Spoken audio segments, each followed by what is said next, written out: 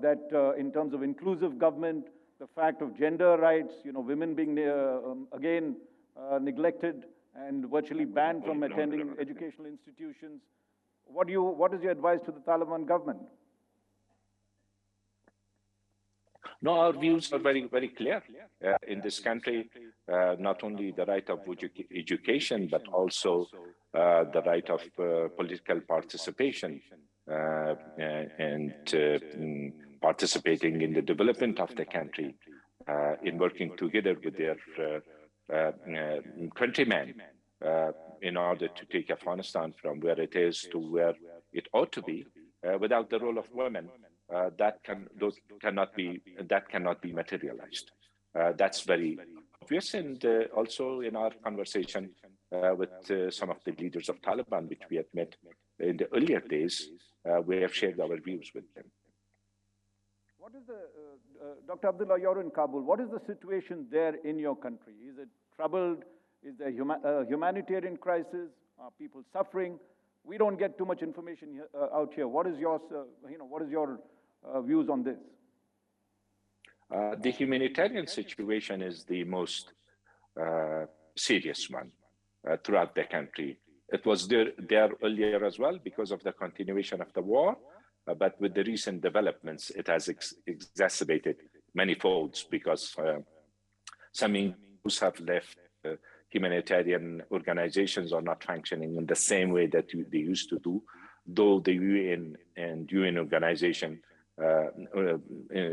different institutions, they are trying to work it out. So the country is in need of humanitarian assistances. Economy is not moving at this stage. The banking system are working, but very slowly.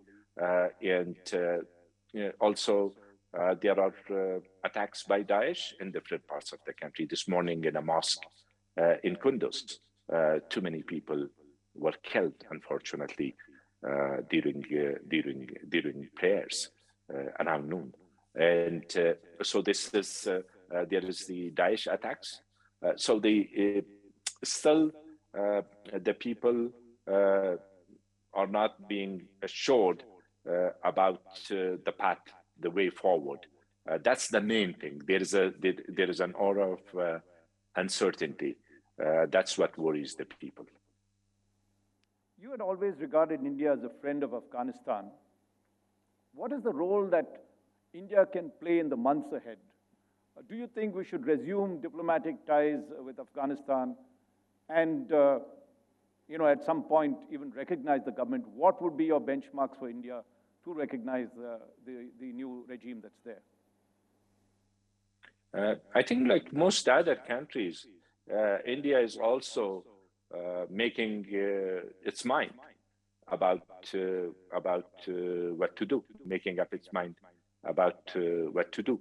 But of course, anything in support in terms of humanitarian assistances will be helpful to the people of Afghanistan. Sort of engagement is inevitable because without it, nothing could be done.